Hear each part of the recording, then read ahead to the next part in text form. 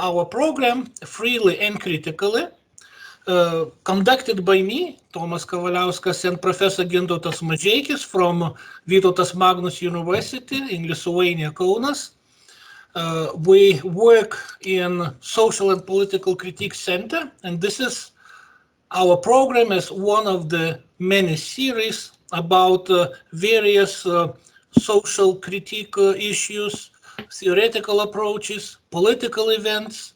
And today our special guest is Attila Pók from Hungary, who has worked for 45 years in the Hungarian Academy of Sciences. Today he is a senior researcher in the Hungarian Advanced Research Center in Közek. Dear Professor Pók, we just received from you a book about communism, your long-time research product, and perhaps we can start with the first question. Now, 30 years after the collapse of the Soviet Union, the collapse of communism, 30 years after the collapse of the Berlin Wall, what is the memory of communism, maybe not only in Hungary, but in East Central European countries? Most likely the picture is different in different countries. Yes, of course. So if we started a broader picture, we obviously cannot say that communism as a guiding ideology of a political system would be dead. That is not the case. So think of China, for example, where this is admittedly the guiding ideology of the country, and think of some other countries where maybe this is not admitted, but this is the practice. So I think it is a highly topical issue from this perspective. The other perspective is that in Hungary during the 20th century, if we also include the 89-90 transition, there were 9 major political system changes. Now, but we didn't have 9 generations. That means that every generation in Hungary, including my generation as well, had to live through 1 or 2 or 3 political systems, and once the communist political system is then collapsed, it doesn't mean that the people who lived during this system have disappeared, because these are the same people. And if you have a political system for about 40 years, that leaves an imprint on the mentalities, on the activities of the people for a long time. So communism may be not as a guiding ideology, but a kind of a mentality, as the everyday way of doing things, did survive. That's why I think that it is important to face it. What you can change, what you cannot change. You remember there is this very famous saying by Dahrendorf that you can change the institutional system after the collapse of communism in 6 months. You can change the economic system in 6 years perhaps, but according to him, changing mentalities, attitudes might take 60 years. And we are now in the 33rd year, so I think it is still with us. But in my view, but maybe of course I am wrong, it doesn't only mean the imprint is left not only on the people who lived through communism, but it can have imprint also on the following generation, because when the next generations observe how their parents are doing things, how their parents reflect on things, they also take over something from this legacy. So it can frequently happen that on a rhetoric level, someone distances himself or herself from communism, but when it comes to dealing with a very concrete, very practical issue, he or she will follow the pattern of communist times.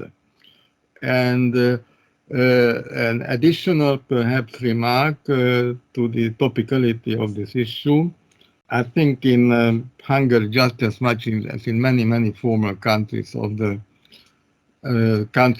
former Soviet bloc, continuities and discontinuities are a very important issue. So whether communism as a 40-year or other countries longer or shorter period is just a deviation, so off the main track, or an integral part of that history.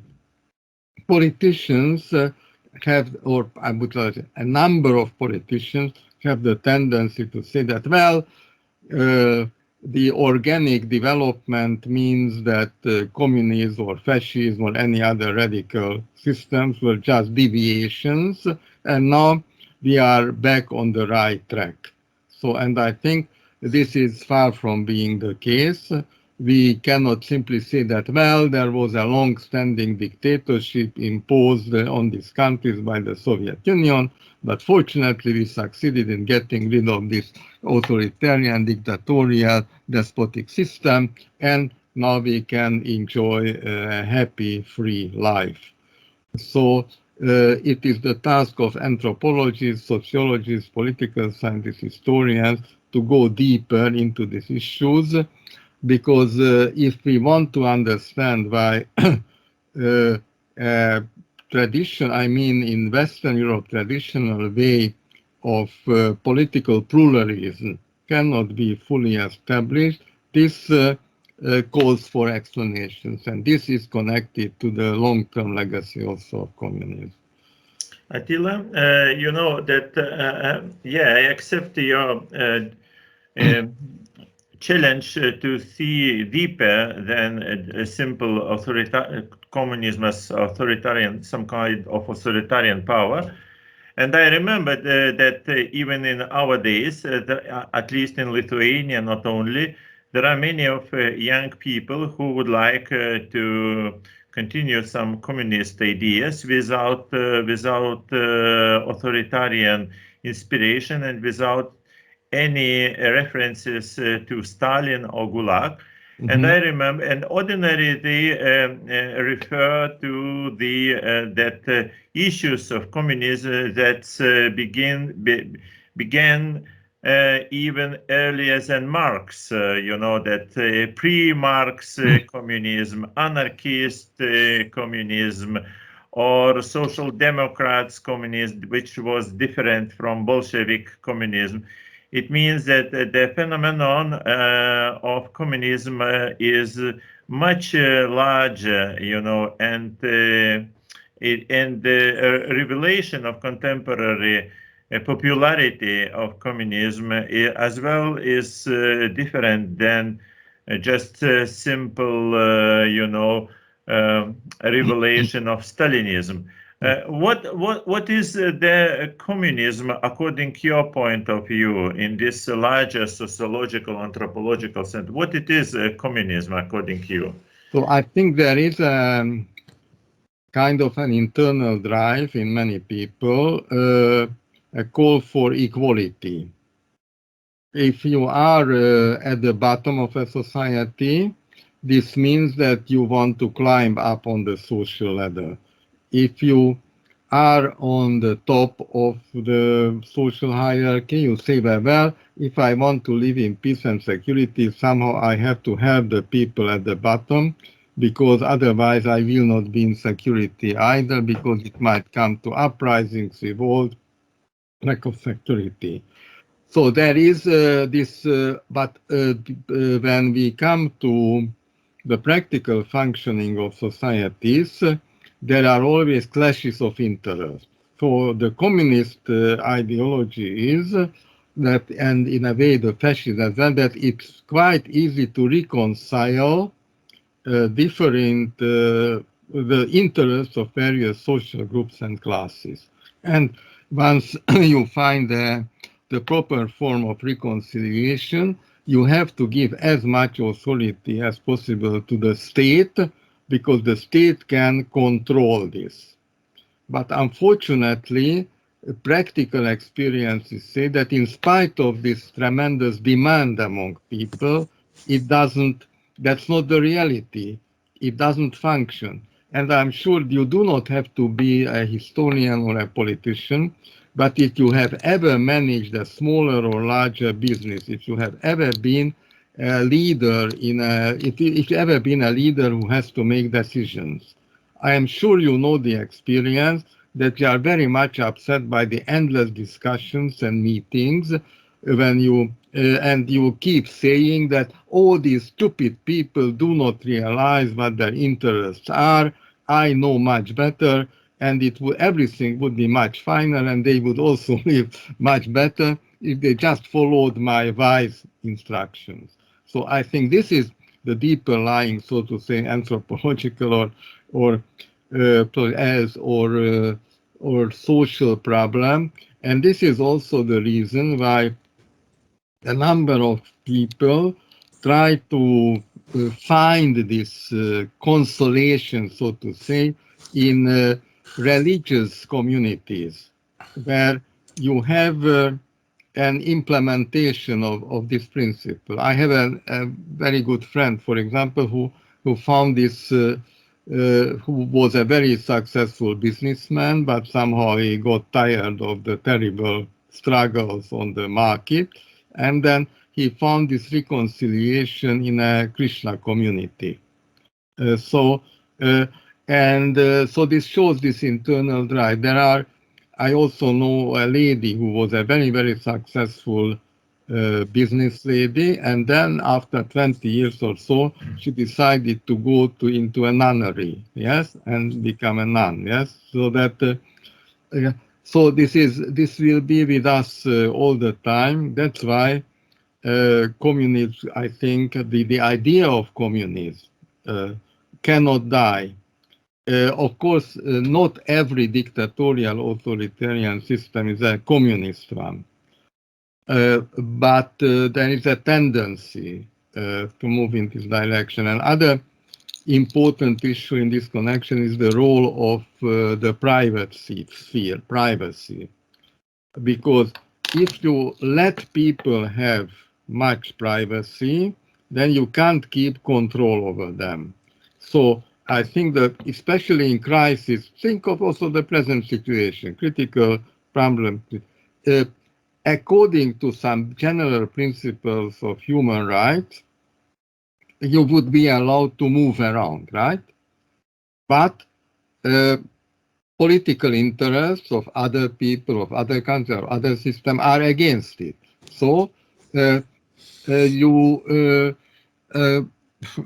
cannot allow people to enter the territory, or many systems do not allow other people, migrants, to enter their territories, and this is an interference into their private lives, yes? Why cannot they make these decisions? You cannot let everyone enter your country, but so that means that there is a willingness to do so, but it cannot be implemented, and there is a kind of a tension it can be on a local level, regional level, national level, international, global level, among these aspirations to call for equality and rule of law, etc. And it is very good to have institutions like the Pope, for example, who calls for that. But because he might keep warning people, but it does. Imagine if the Pope were the head of a world state. That wouldn't function. Attila, it's very interesting that you mention the concept of reconciliation in the context of communism, and as well communism without religion and communism even without political party of communists as some kind of collective intention of common reconciliation or communal reconciliation. And it sounds very nice, like love, brotherhood, tovarishi, everything, this looks nice, and you mentioned this religion in the context. And from the other side, we see immediately that this beautiful picture of reconciliated brotherhood transformed into terror actions. What's happened that this love and friendship communities transform themselves immediately for the reason of power to the highest level of terror? Well, that unfortunately it is,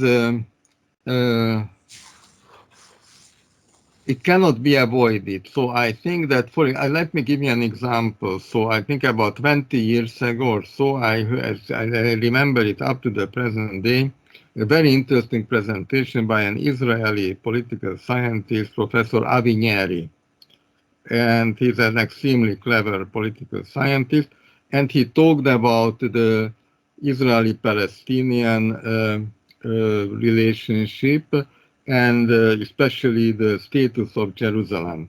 And then he said that the problem, generally the crisis gets deeper if someone comes up with the ultimate solution. So to say that now, for I don't know how many years we were fighting each other, but if someone is proudly announcing this, or you remember when Mr. Bush said mission completed, then definitely then come the terrorists, yes?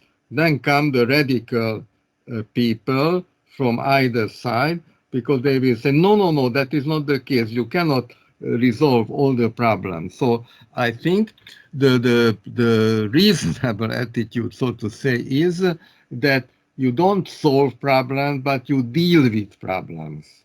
This is also what I was in the management of various institutions. I was also always saying, let us not talk about solving the problem, but let us see how we can deal with the problem.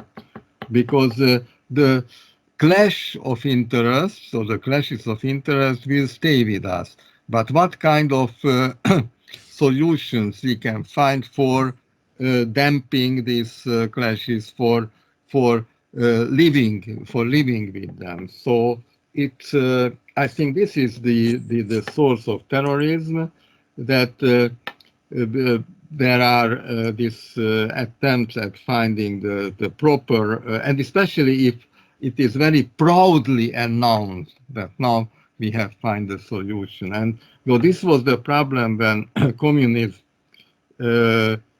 emerged as a political system in the countries of the Soviet bloc. The communist leaders said, well, history should be forgotten, so this is a completely new age. The past has to be wiped out, and now we can build a great society. And the louder they were saying this, the more the radical forces were getting more and more organized. I think so. This is my interpretation. And Georg Lukács, you remember this Hungarian philosopher, very famous, and who did a very big impact not only on the Marxism-Leninism but as well Western Marxism and even critical theory. In one of his early books, History of Class Consciousness, he emphasized about importance, this class separation, and class consciousness, which is not given but should be developed and should be even educated, if you would like. It's not so simple about class consciousness. But how do you think? How much is important this class consciousness for the spreading of communist ideas and communist feelings? I think today's world is completely different from Lukács' world than the earlier period. Social structures were always very complex, but now if you look at, for example, a person's place in the division of labor and a person's place in the consumption, it is not, there is no proper correlation. So people belonging to very different categories in the social hierarchy might consume the same things.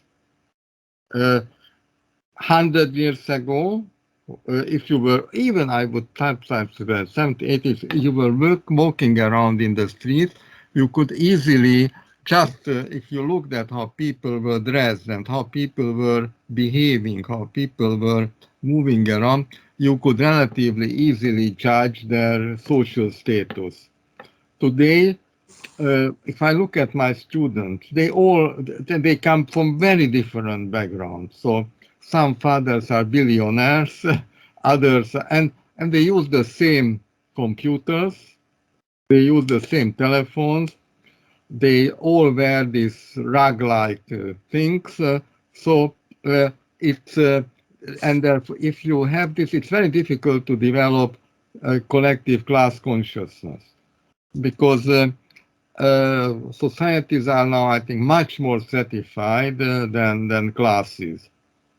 And also, if you look at, you could say, or Lukács's time, you could say, well, one class of people belongs to the owners of the means of productions, and others are exploited by this means of production. But now you know that Hungary has about a labor force of about active labor force, 4.5 million. Now, out of this labor force, about 800,000 work in their own small businesses.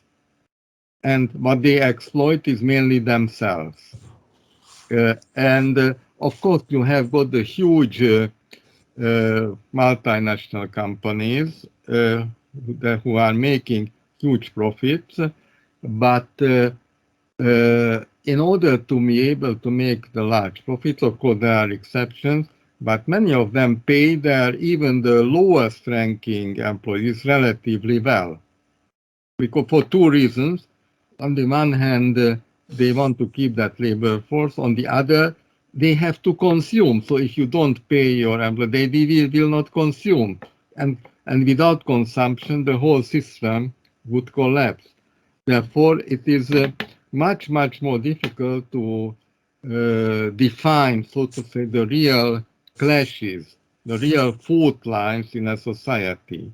That's why it is also relatively easy for authoritarian systems to maintain their power, because if you are trying to give a deeper analysis of how the fault lines that are represented by the outcomes of the elections, how they are formed, it would be very difficult to draw these fault lines along the lines of social groups, of social classes. There are many, many other regional interests, gender, various forms of way of life. So class as basic concepts of social analysis and ways and means of interpretation, I think is very, very difficult. But even, you remember, even Lukács at his time was aware of that, because he was also talking false consciousness.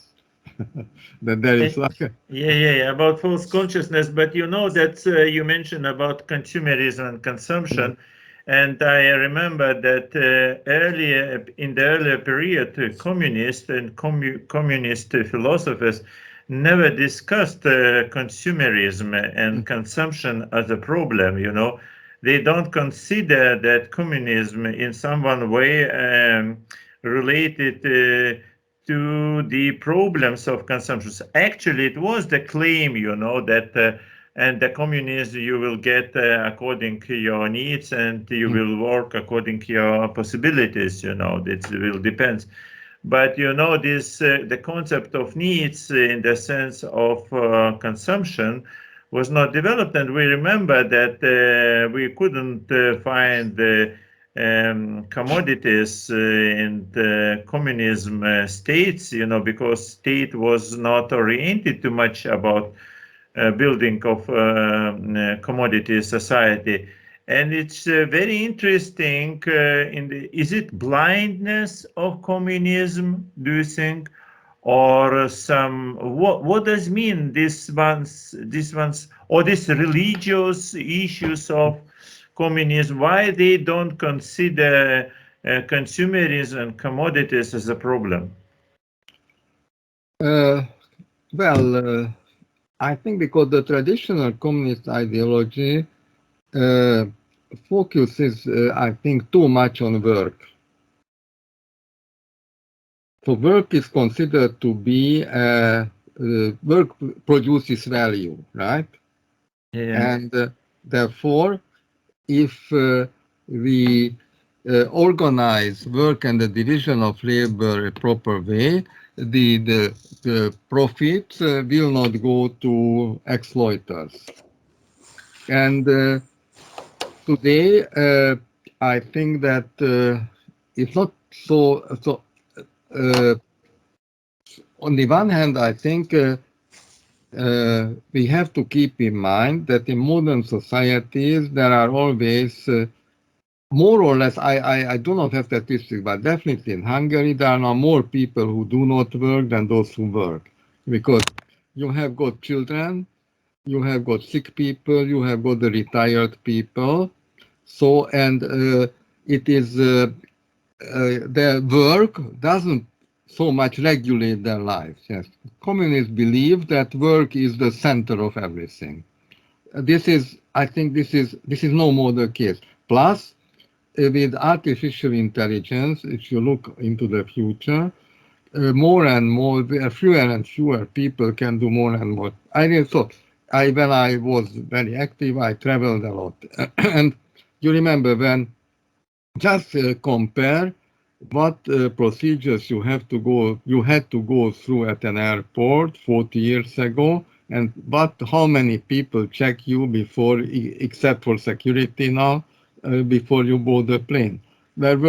Everything is automatic. You meet far fewer people. Where you see many people, that is security, but not the actual process. So you can deposit your luggage. You can therefore, and there are many other fields of life. In more and more shops, you do not have a cashier, but there is some kind of an automat where you place the product.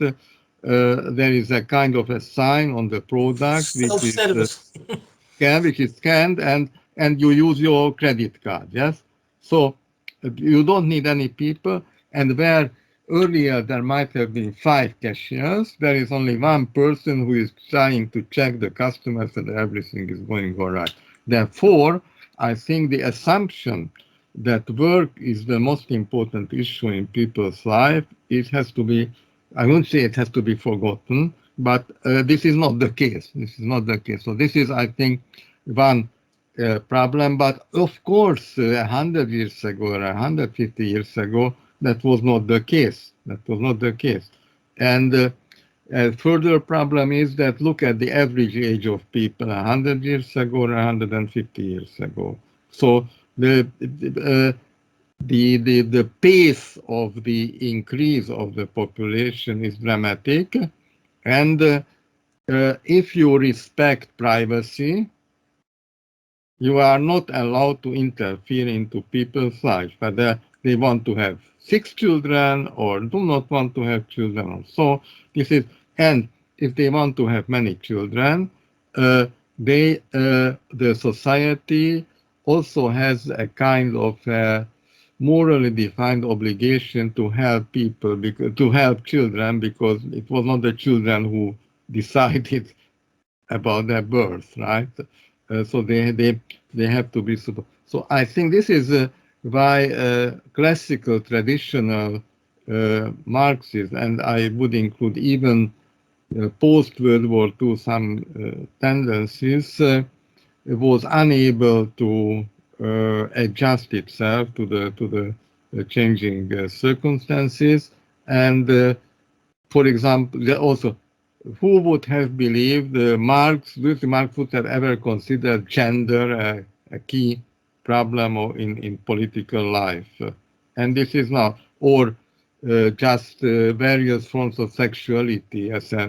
They can be not in the upcoming elections in Hungary. This will be a key issue. And Nobody speaks about, yes, nobody, it is a much more important issue than exploitation. And if I may add, Zygmunt Bauman has made an observation that Karl Marx did not predict that workers, proletariat, will be substituted by educated, skilled employees in the offices who will have their work environment under humane conditions, no longer factory but an office with air conditioner or whatever. Then the right for holidays, then the right to have investments into your company, and capitalism itself has transformed a lot, or at least is trying to become green capitalism. And one more thing that business ethics has developed, which was also something unimaginable most likely for the early communists. Although we can criticize business ethics sometimes that it does not solve the issue of greed, it does not solve such American corporation greed, which caused the financial market collapse in 2008 financial crisis. Of course, we can criticize business ethics as going behind the corporative greed, but all these things also probably adding up to communist critique, at least classical version. Yes. And if you look at not only the similarities of consumption habits of the various layers of society, but the communication, the way the members of various groups communicate with each other. It's even in education, especially the American, the Anglo-Saxon type of education, the professors are considered to be much more partners and someone whom you buy in order to get a degree, right?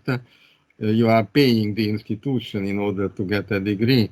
So it is not this absolute hierarchy and absolute superiority of people who are further up.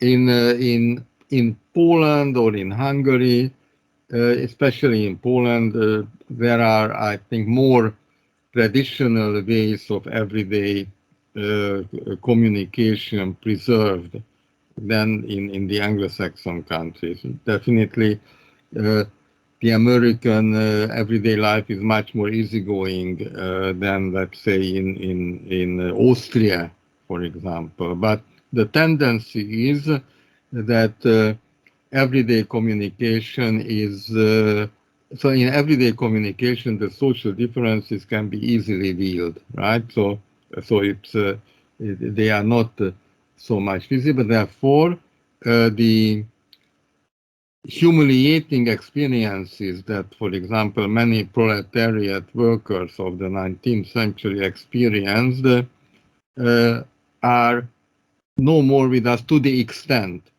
and the worth of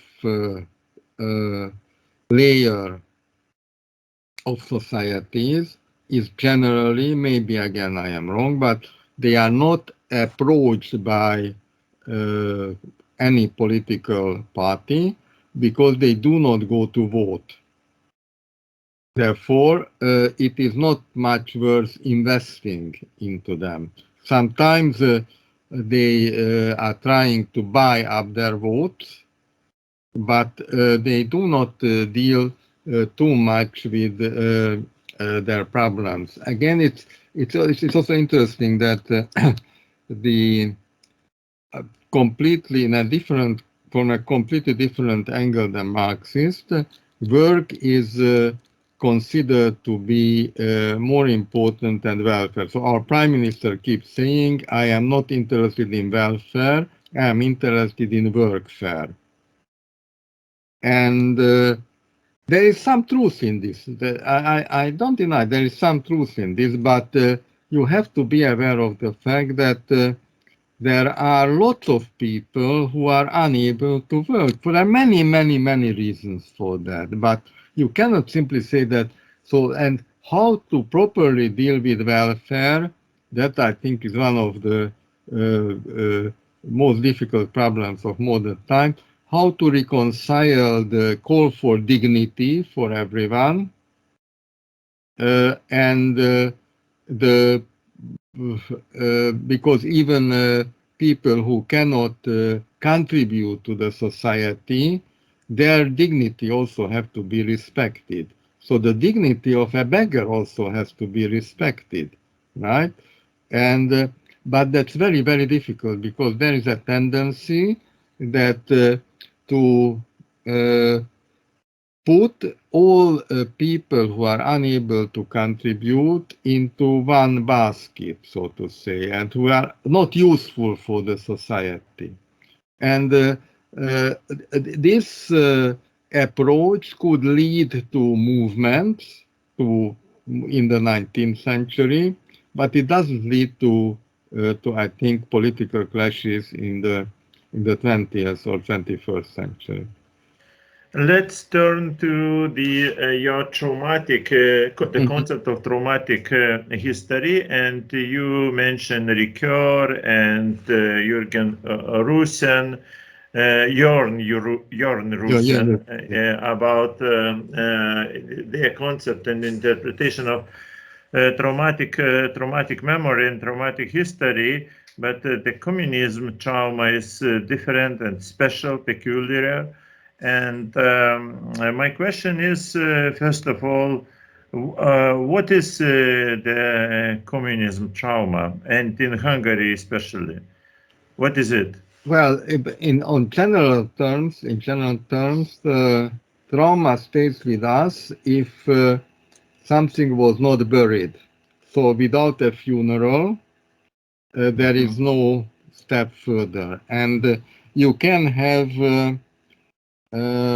certain formal commemorations of the end of communism, and it did happen. I think, for example, in Hungary, you could say that was the 16th of June 1989, when Imre Nagy, the leader of the 1956 revolution, was given a reburial. But if you look at the other side of the coin, you cannot deny that reform communists, so who were not dogmatic Stalinist communists, but worked in the communist power center, also did a lot for the changes.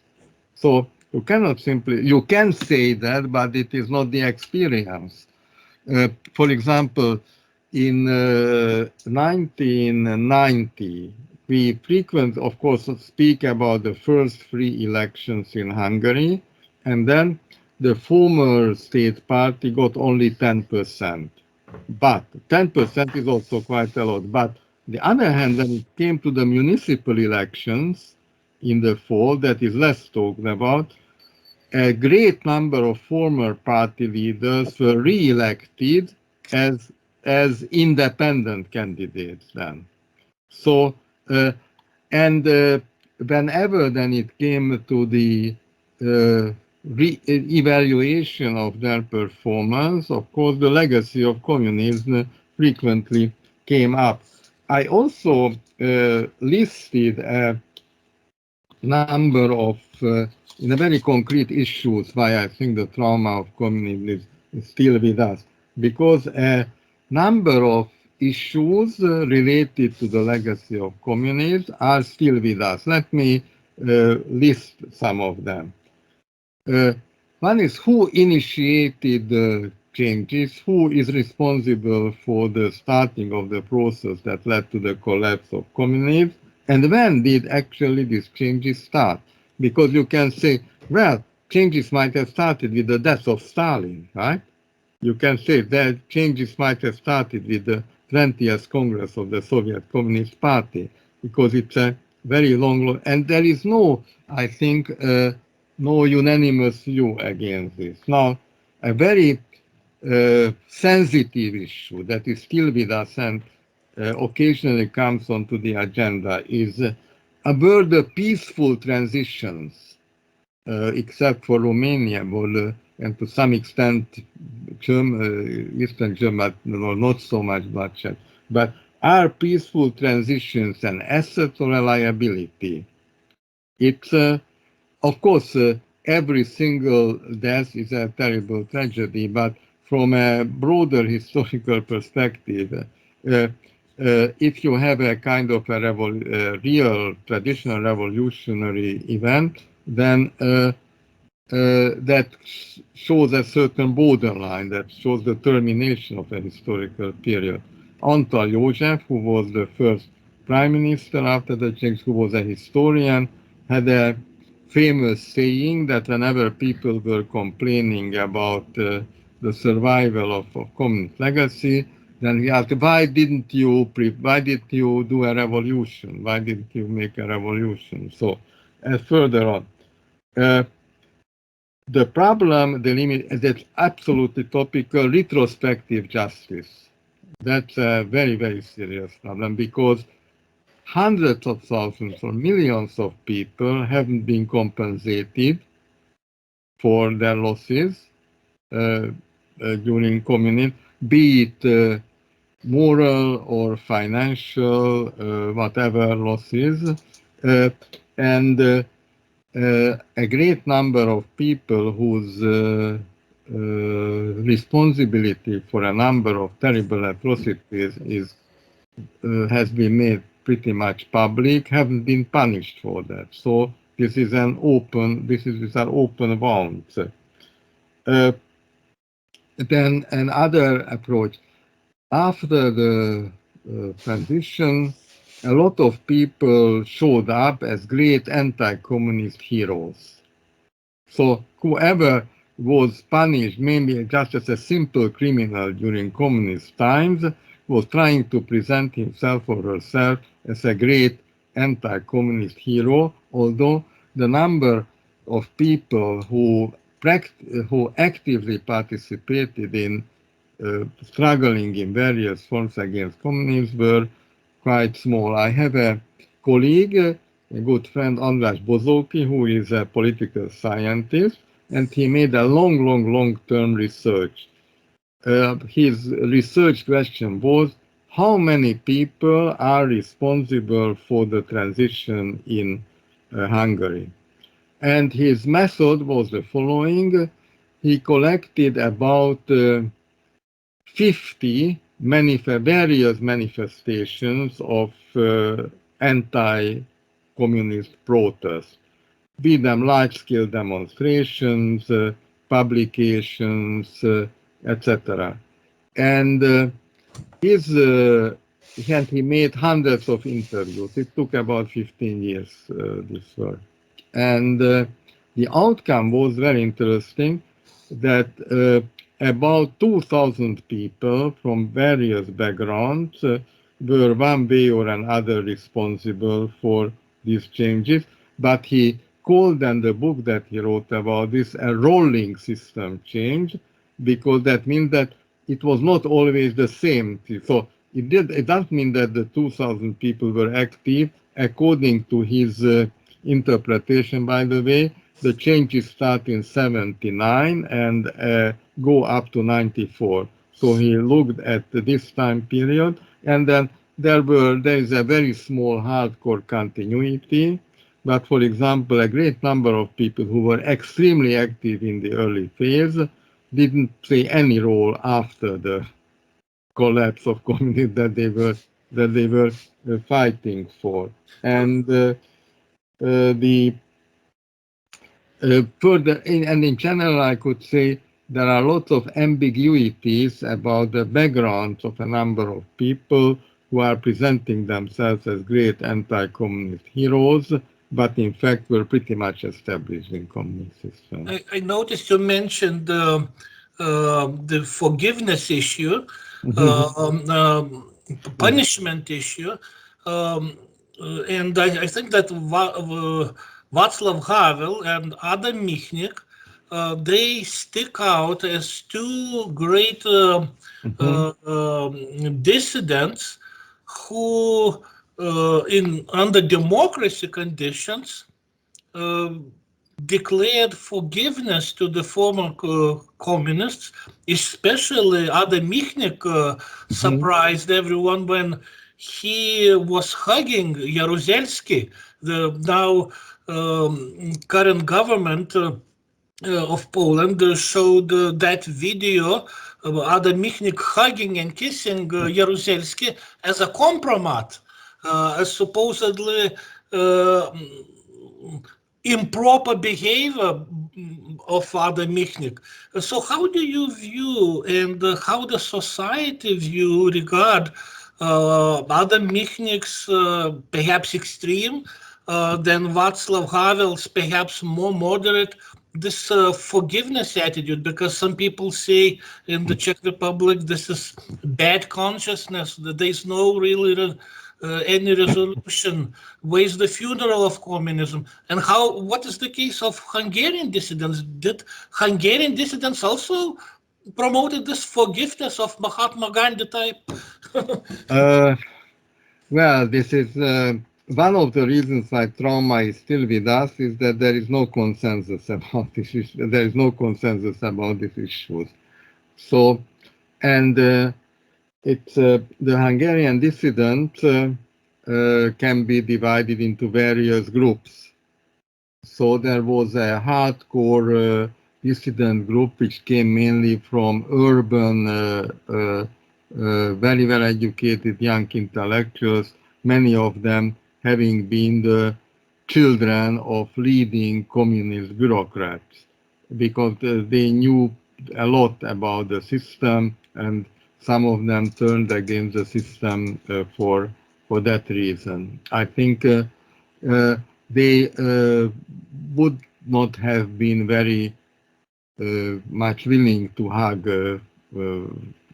former communists. But there was another group coming mainly from rural intellectuals, following some traditional legacy of Hungarian nationalism that connected the best legacies to the peasantry, to agriculture, rural society. And there were also some similar personalities in the communist leadership who came from the rural society. The best example for that is Imre Posgai. Posgai was a top-level leader. At the end of his communist time career, he was a Politburo member, and he went to see a meeting of the dissidents in 87. And he was on very good terms with this more rural type of dissidents, but he was not on very good terms with the more what urban cosmopolitan type of communists. On the lower level, so not Politburo members, but local party offices, etc., there are many differences, because there were huge regional differences, how a local communist party, regional communist party secretary behaved. In some cases, he or she was integrated into the post-communist establishment, in other cases not. So it's very difficult to give a simple and black and white answer to this.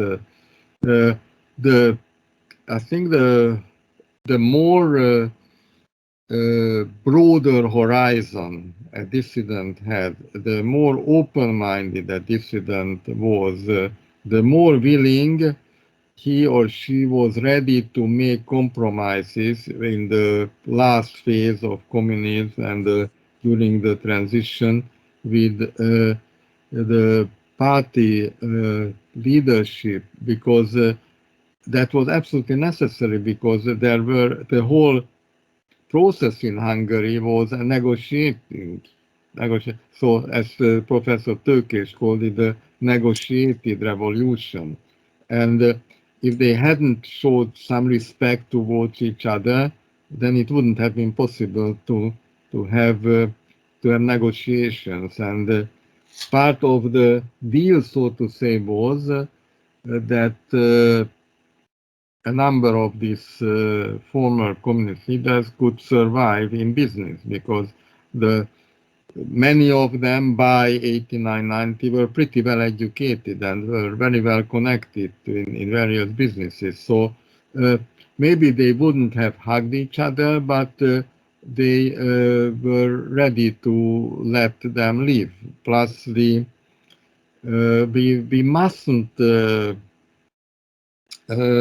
assume that in rural Hungary or in smaller villages, in smaller towns, the models are on the same as on a national level.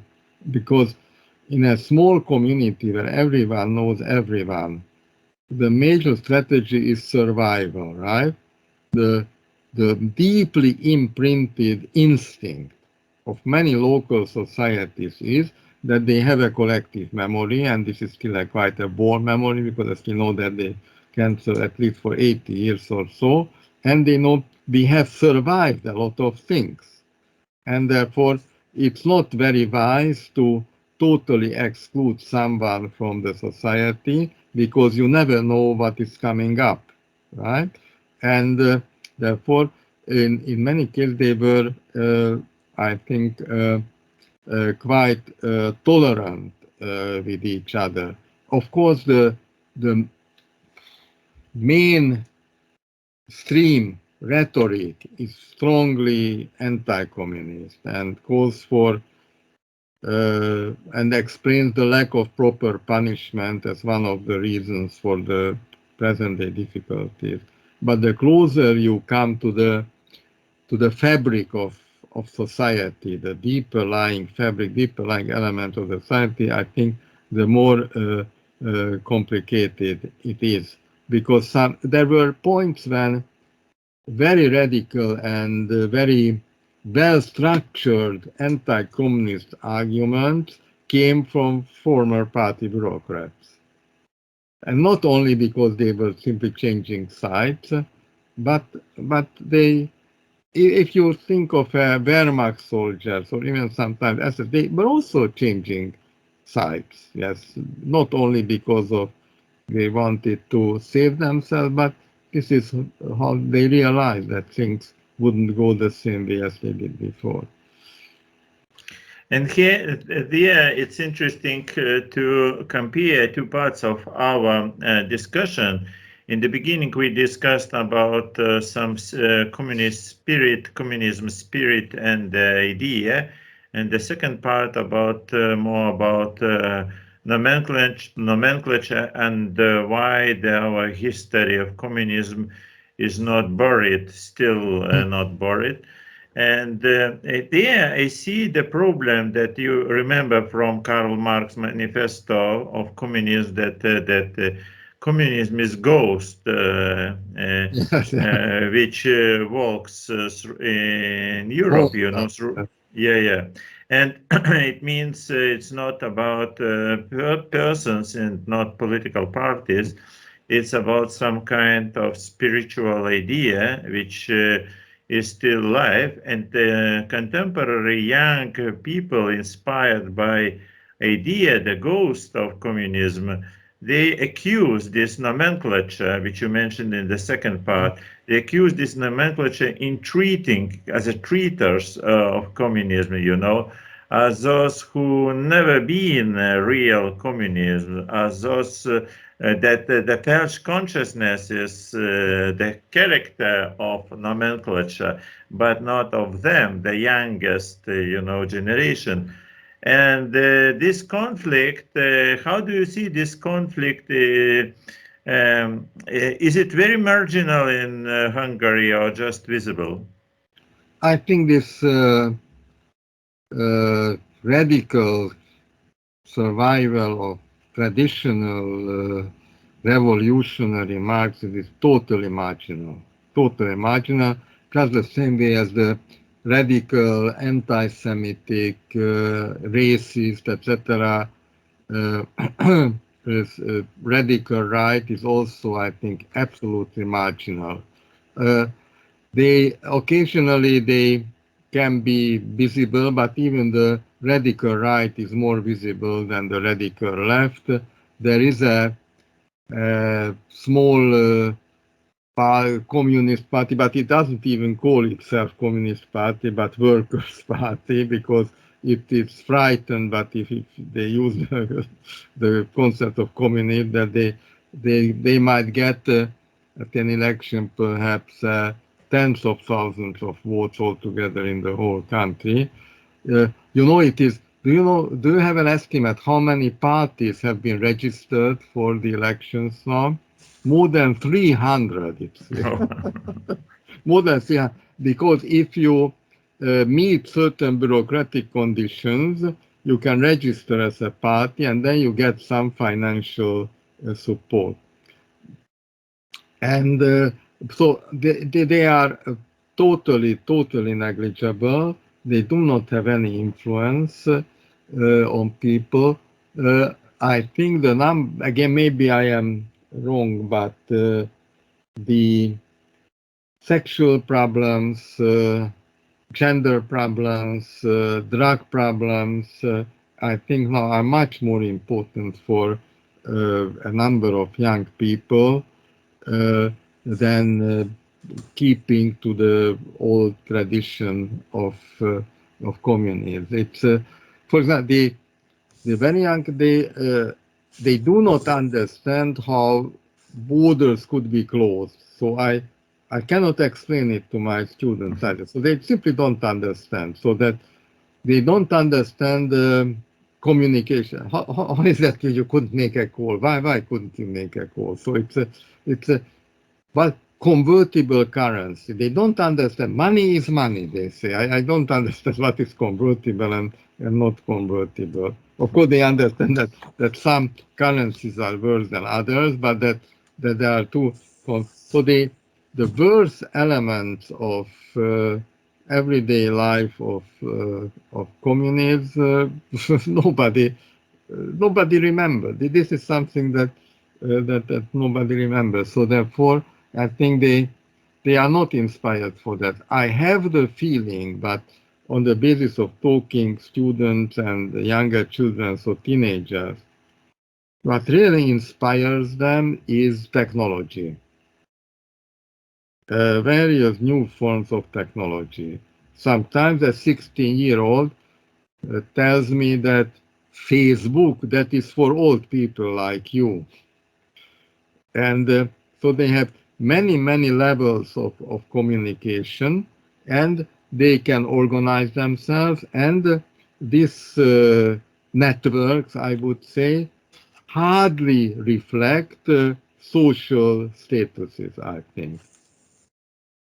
So it's the generational gaps, I think, are very important, but the generational protest is much more along the lines of about the unwillingness of elder people to make as much use of modern technologies as possible. So this is their major complaint, not the heroic memory of communism. If I may, Professor Pók, I would like to shift our conversation towards geopolitical, our current situation.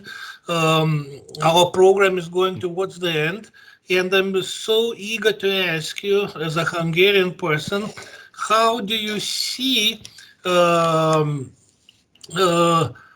Viktor Orban's move to go for support for Vladimir Putin in this militaristic potential conflict, God forbid the war between Russia and Ukraine and NATO. And Hungary sorry to say, Hungary, Orban is not in the entire country, but he legitimately represents the country. And he announced in Moscow for the journalists that look at the Hungarian model. Hungary is a NATO member, EU member, yet it is a friend of Moscow. How would you comment in this current geopolitical context? No, you have to be aware of the complexity of the situation of small countries and the leaders of small countries. I think he is guided by the traditional principle of many Hungarians trying to survive. There were survival strategies when Hungary was surrounded by the Ottomans on the one side and the Habsburgs on the other side, Germans on one side, the other side. I think this is just the reflection of this strategy, because you look for what Macron, 2 days after Orban, Macron went to Moscow and then he went to Ukraine. Of course, the difference is that Orban didn't go to the Ukraine, but the problem there is that there is a large Hungarian minority in the Subcarpathian regions, and the Ukrainian government doesn't treat, or that is at least our perception, doesn't treat this Hungarian minority properly. So I think officially then Orban also called himself as an icebreaker, so that he is trying to move. I think that under these conditions, this pragmatic approach has to be tolerated. Because if you look at the gas supply that is needed for Hungary and for small countries, so all the practical things. The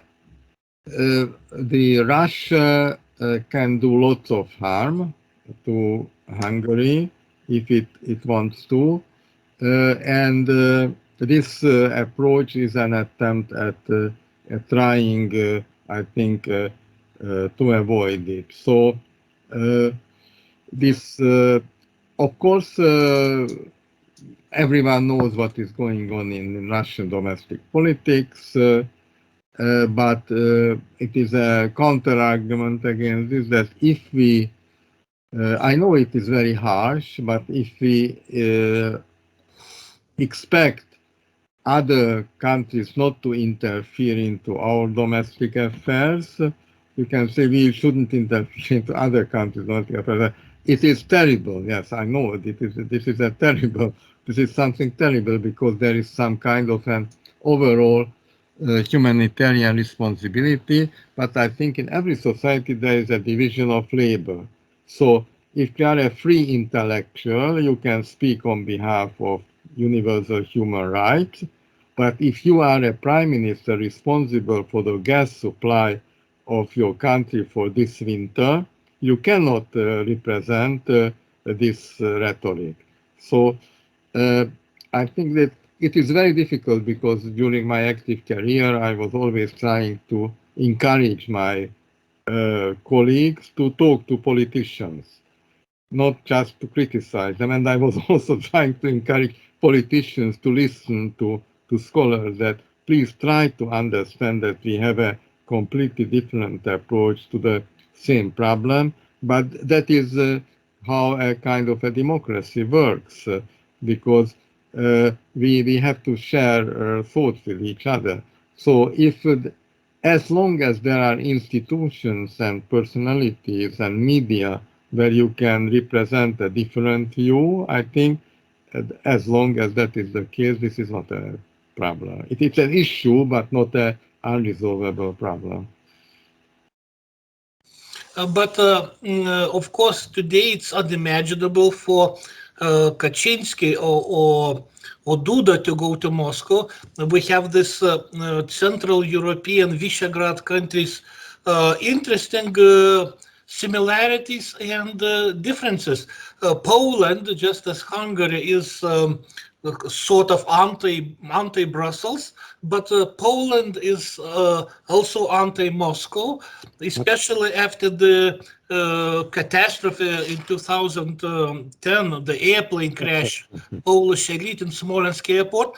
And Hungary is, while being anti-Brussels politics, yet at the same time is friendly with Moscow, which is not a Polish case, not the Baltic states. I Do you think see this integration of this is to be extended history. Yes, the Soviet Union or Russia didn't participate in the partitioning of Hungary. Yes, so of course the Soviet Union kept control over Hungary as a member of the Soviet bloc, but this long-term legacy, so from the late 18th century to 1918, that Russia is partially responsible for carving up Poland, and there was no Soviet-Hungarian war as there was a Second World War, right? The Second World War, but that is not a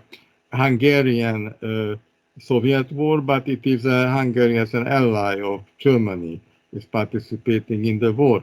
But if you think of the post-World War I Polish-Soviet war or Polish-Bolshevik war, that is very different. So it's I have lots of contacts to Polish colleagues, and we shall never have the same understanding of the post-World War I situation. I am the head of the academic council of an organization called European Network of Remembrance and Solidarity, and we are trying to do things along the lines of reconciliation. And among others, we set up a big exhibition that is now traveling all over, not only Europe, but also in Japan, for example. It is Europe after the First World War, 1918-1923, and it was not easy to set up an exhibition where the Hungarian and the Polish view are also reflected. The only common denominator that we can have along this line is, but even that is not fully accepted all of us, that war is not a good thing.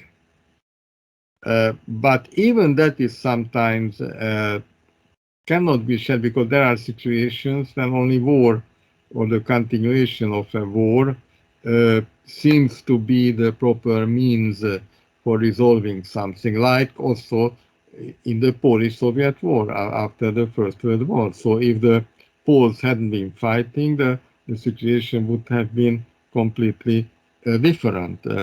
So these differences are fully understandable. And of course, I don't know anything about the internal functioning of the V4, but I am sure, or I have the impression, that these differences do not present a threat to the willingness to lobbying together in Brussels. And of course, the size is also matter. Poland is, I wouldn't say a great power, but an upper middle-sized power, whereas Hungary will always remain a very small power. So among the V4, Poland is still, I think, a special case, and it's very important to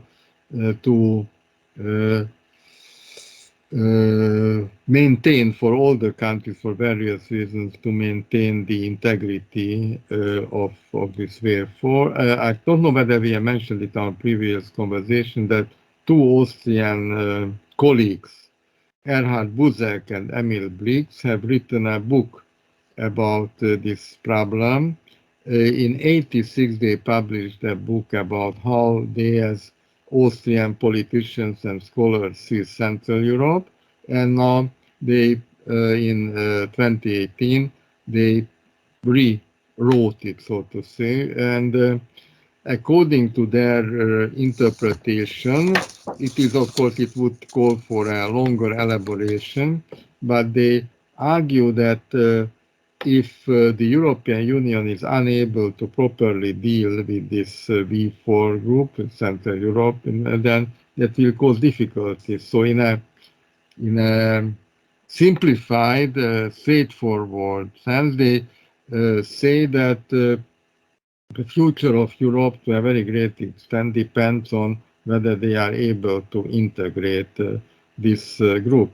And it makes sense because they are the closest to Russia, right? They are the closest to the Ukraine. And it's a very different perspective to look at this problem from the west of France than from the east of Hungary. Perhaps Gintautas would like to ask the last question or to summarize. So Your microphone is off. Microphone. We need to summarize our talking, and actually we try to interpret all, not only Hungary, but as well Central Eastern Europe.